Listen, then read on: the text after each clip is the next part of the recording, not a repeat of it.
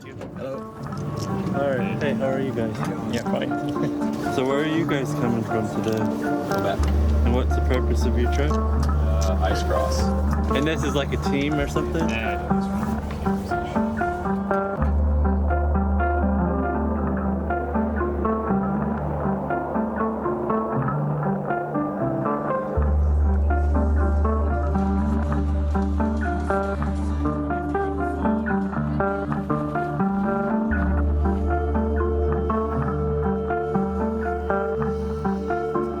That's all right. Could be worse. Could definitely be worse. Checking out the state of the ice right now.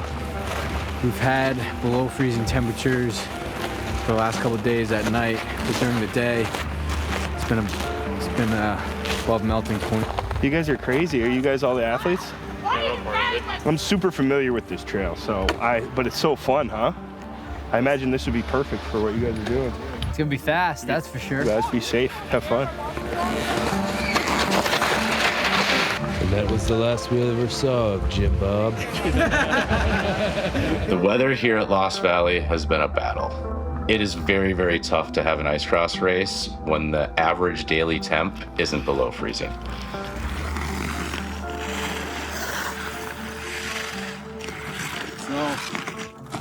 We just got done with our first exploratory run on the track, and it's a fun track. It's really nice.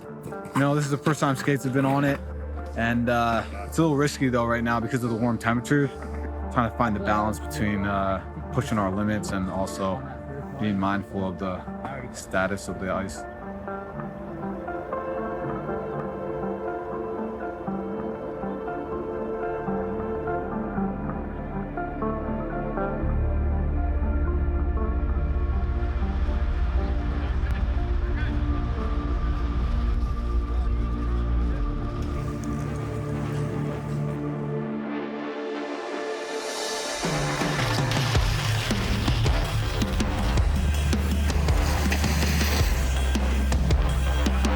You'll notice at the bottom the athletes are finding creative ways to stop. Because the ice is so soft and it's so warm out, there's not a safe way to stop as they normally would. Yeah, so Maine was obviously pretty interesting this year. There wasn't really any ice. Unfortunately, the weather just wasn't really cooperating. So the track was pretty much snow. So you pretty much had to stay tucked like a skier and then just kind of bomb down the hill.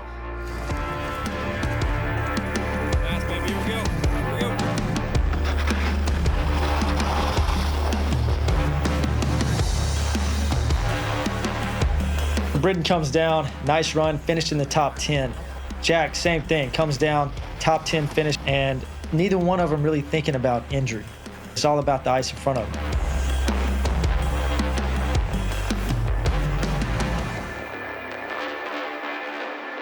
So we see Rob, and I'm pumped. I'm pumped to see this guy on a long track where he can glide and really get some speed going. And then he cruises, just zigzag all the way down the track. And I'm like, what is he doing? Oh, that Rob and Worling's so hot right now. Sorry, no last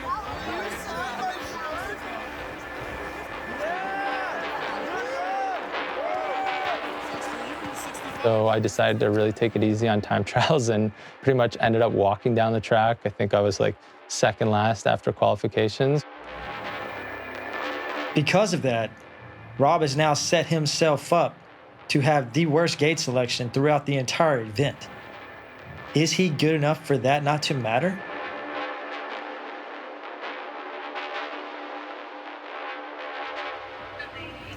Hey, Madre. Hey, Boo. Happy birthday. Thank you. Are y'all having fun over there? So much fun. Are you having fun? Yeah, I'm sorry I missed the party. Hi, Granny. Wonderful party. I know, it looks like a lot of fun. I'm bummed to miss it. Are you ready for tomorrow morning? As ready as I'm gonna be to ski down an ice cross track. I just wanted to call and tell you guys that I love y'all and I miss y'all, and I'm sorry I'm missing your birthday again. Every year I'm traveling for racing on your birthday, so. It's okay. You're always in my heart, Boo. Love you. I know. Love y'all very much. Cheers. He he does this, and he takes 2 months of the year away from his business and his dog and his family and his girlfriend. Takes 2 months away to help this sport grow. One slip up, 1 inch, that's all it takes. And that's the difference between walking away from this season and not walking away. You have to be in the zone. You have to be able to block out the noise.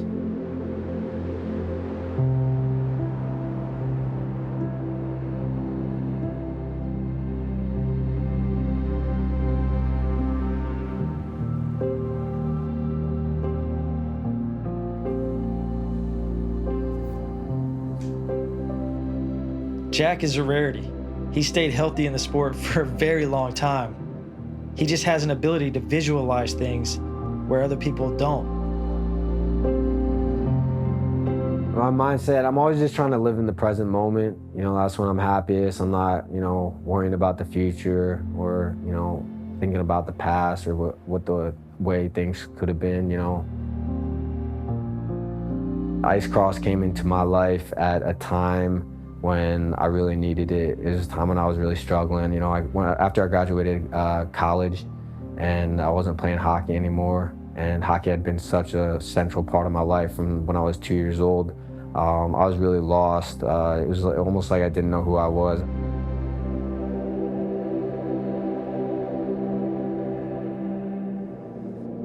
I don't know why this is so hard to say, but man, I fell really, really deep into drugs and alcohol, and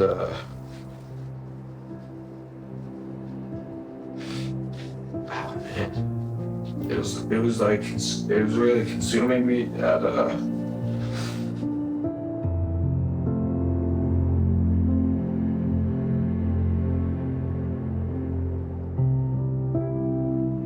I don't regret any of my past.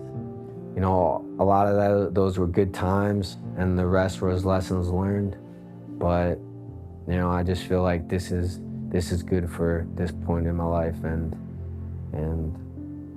I felt like my drinking was very self-centered, and it was always about me changing the way I felt, and the way that I want to live my life going forward is being of service to others and thinking about other people and not myself so much. So that's one of the reasons why I'm sober.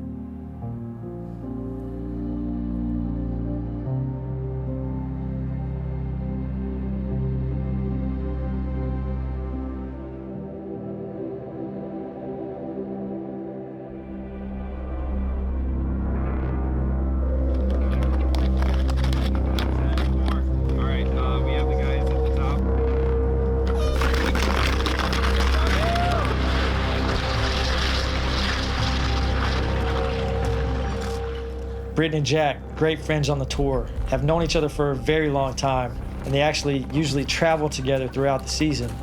But what's gonna happen when these two bodies clash? You guys ready? I'm going against one of my amigos, Jack Schram, and he's a great racer, one of the best US racers there is.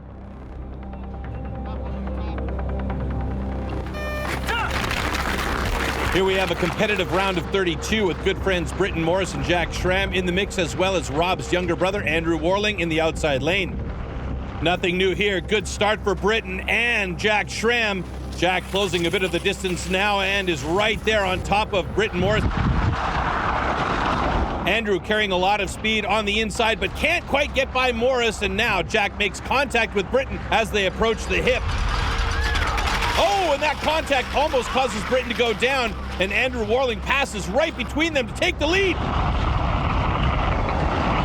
Jack and Andrew have this locked away, but oh no, Andrew hits some bad ice and he goes down headfirst across the finish line. And Brittan is rightfully upset, as it appeared like there was contact from behind that took him out of this race. Push over the hip. When I crossed the gates, I was fucking pissed. I, of course, know that Jack would never intentionally take me out, especially coming in 1 or 2. He didn't push me or anything like that, but he definitely made contact with me at a point that I'm super vulnerable. That line is very blurred. There's a big gray area. A lot of times when I'm racing, if I'm getting clutched and grabbed, I don't even realize it until I'm watching footage like afterwards. Also, it's really tough to see on camera, exactly what's happening. I'm still kind of pissed about it, but I love Jack, so it's one of those things. It's just part of racing, and things like that are gonna happen. I don't know, like there's this like instant karma, I swear. Riders ready. Back up lane 1. 5 seconds. There's some movement at the start gate, and the line judge is telling Jack to back up, and now they're off. Now coming over that hip, Matt Johnson goes down hard with Jack right behind him now taking the lead. I won that heat, and I go up to the top for my semifinal heat, and I'm in the gate, and they tell me that I'm not supposed to be racing this race. So I know Jack is disqualified. And I see him getting off the gondola looking like a gladiator ready for battle. And I'm like, why is he here? Why have they not told him what happened? I mean, this is not good. Did anybody tell them what happened? I did. What are the 4 that are supposed to be up here again? Derek Abrahamson, 4 Christian Richard. So who are we missing? we have Jack up here instead of Derek.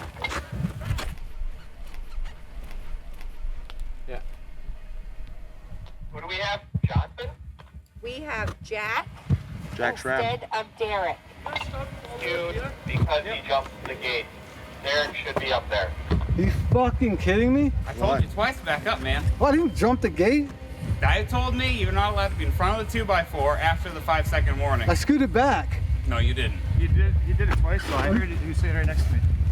In front of the 2x4 with what? Part of my body. Your helmet. It's easy to see the first gate. What's the third guy out of the gate? Come on, man. Make a fucking call like that. Fuck. Go! Get off the mountain, please! Go! I didn't throw that. Go! It's fine, just leave. Yeah, there's a little bit of a scene, and yeah, but it is what it is. You move on. I mean, he should be upset. He should have been told at the bottom, before he got all that pent up energy, and that energy has to be released. It's got to go somewhere. But it's a difficult time in ice cross right now. Most of the events are being run by local volunteers, and sometimes those volunteers don't know a whole lot about the sport. Jack was across that line.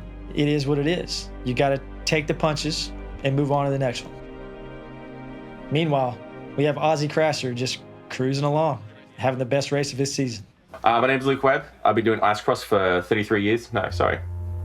33 years? 33 years, yeah.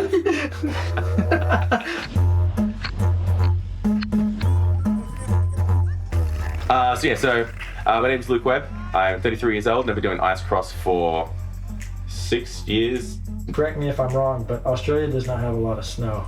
No. So Australia does not have a lot of snow. So I think it'd be weird to have an Australian in such a sport that has a lot of snow. I can't surf, so I may as well not be in Australia, I feel. But mainly, yeah, I've played inline hockey since I was young. Started ice hockey from like 21 onwards. And then, yeah, just kind of finished uni at that point. Aussie Crasher, Luke Webb. Oh man, this guy is hilarious. First time I met Aussie Crasher was in LaSar, I think, at a Canadian Riders Cup.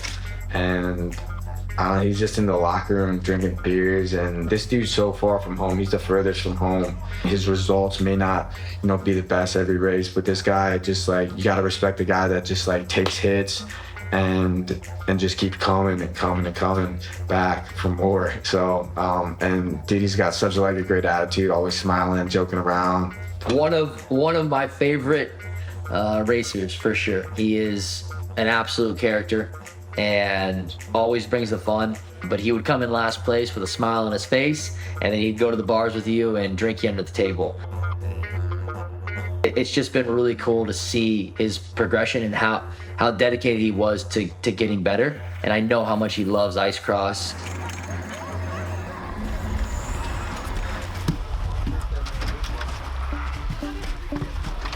After uni, it was quite hard to get work. Yeah, just kind of not in the greatest mindset. Had a previously bad relationship with a partner at the time, and I kind of just made my own escape. And I wasn't really doing anything, kind of in a rut, just doing the same thing day in, day out, going to work, going home, having beers, going to play inline hockey, and that was pretty much like my week every time.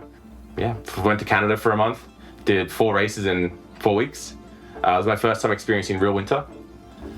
And then, yeah, went back and just couldn't stop thinking about ice cross. So I ended up selling all my stuff and moved to Canada. And then lived in a car for 3 months, settled down in Toronto, and I didn't really have a plan. Kind of just wanted to get out of Australia as quick as I could. I keep coming back to ice cross, mainly because if I didn't, I probably wouldn't be here. It doesn't matter what happens throughout the year, what shit happens in the rest of my life. This 7-8 week season is kind of what I focus everything into. So you say you wouldn't be here. What do you mean? You wouldn't be in America? No, so just like mental health issues run throughout my family. And then there's been a few years, which during COVID as well, but before that had been pretty bad for me. Like, you could tell it was getting bad for me because we'd be skating at Fenway Park and I was too depressed to get out of bed, put my skates on and skate probably one of the most iconic tracks we've ever had. I needed the time off. I needed the time away from people, from work, just a chance to reset everything. Coming through all that and then working through with what I've dealt with, I'd probably have to say that ice cross has probably saved my life. The greatest compliment that you can give any athlete is that they reach their full potential. But every now and then, you see an athlete reach beyond their full potential. And athletes like Ozzy prove that sometimes the impossible is possible. I know where I'm weak and where I'm strong and what I can do. And racing with these guys for so long, I know what their skill sets are.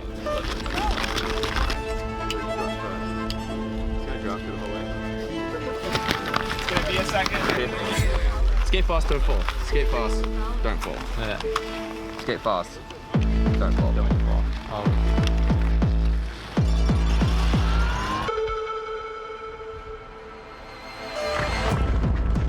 Last chance qualifier here with Luke Webb, someone who's familiar with having to earn his way into the competitive races. So that's one of my problems with my personality. I feel I always chase like that rush.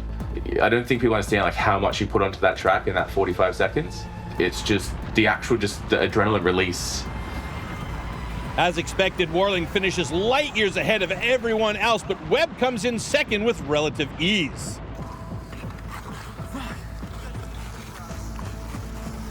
Round of 32 race, and we have Luke Webb going up against a very experienced athlete in Stephen Cox. As soon as you get into the gate and that 5-second warning is called, like everything goes silent. That's probably the most peaceful time you'll ever experience in life. Cox with a great start, and Luke Webb looking strong in second place.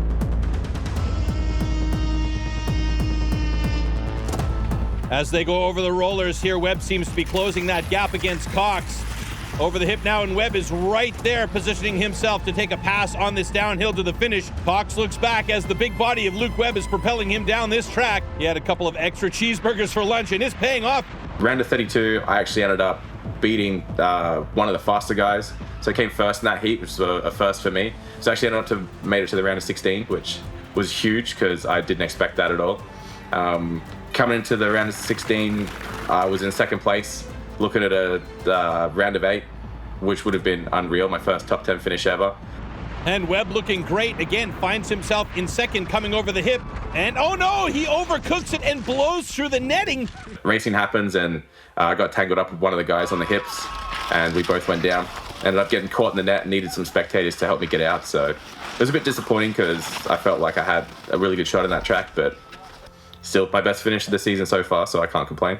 Like, take my time. My head was up here, man. My fucking foot's back here. The GoPro is facing straight up to this guy. They don't call him Ozzy crashing for no reason. So Ozzy making it into the top 16, that's a huge win. I mean, you love to see somebody not give up, take the punches, and just keep moving forward, one step at a time. And then on the other side, you have Rob Worling, who is trying to take back-to-back wins from Quebec and Maine to continue his run at a world championship. Rob has a huge disadvantage in these races because of his time trial. Shiny stuff, stay away from it.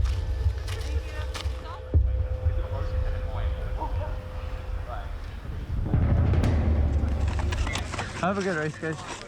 Be safe. 5 second warning. Rob Worling with an outside gate, but it's no problem for him, and he takes an early lead with Eric Milinkovic right behind him. So I got out of the gate, no issues. But yeah, Eric Milinkovic made a pass like halfway down the track. Milinkovic with a beautiful pass on the inside of Rob Worling. Sucks up that roller. Oh, but he almost goes down. The ice conditions here are rough. Oh, and right as I say that, Worling goes down. And then I hit a rut, went down pretty bad. Max Nadeau fell over top of me, and I kind of was like, well, my race is over. And then I take 2 strides and I see Eric about 3 meters deep into the side netting, and Eric with a commanding lead now, but oh, goes down and slides into the netting. He's rolled up tighter than one of Snoop Dogg's bombers. Now Max Nadeau and Rob Worling, who went down together, are in the lead. What a turn of events here in Lost Valley. And Rob finds a way to come back and finish first in this quarterfinals heat. Crazy finish to this battle. And just reiterates that never give up attitude. Oh, fuck! Hey, Are you? I literally fell on your back, man. Yeah. Sorry about that. No, it's all good. Stephen Cox and Andrew Worling will be moving on to the finals. Also a competitive heat here, but Max Nadeau and Robin Worling hold strong and punch their tickets to the finals. Okay, so we have an all-Canadian finals here with Rob's younger brother, Andrew, who is a bit of a surprise here in the finals, but has been in good form on this track. There's the always dangerous Stephen Cox, who seemingly can do it all. Mountain biking, skiing, snowboarding. Next to him, an ice cross veteran, Max Nadeau, both who have already made it to the finals race in this season. And rounding off your top 4, Robin Worling, who had his first ever win in Quebec last week. And they're off, and Rob gets out to another great start. Doesn't look like anybody's going to be able to catch him here, as he's holding a strong lead for the moment.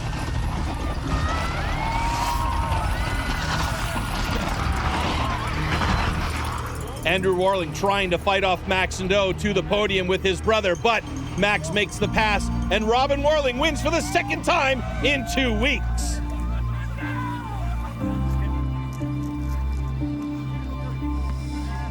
And in first place, Robin Worling!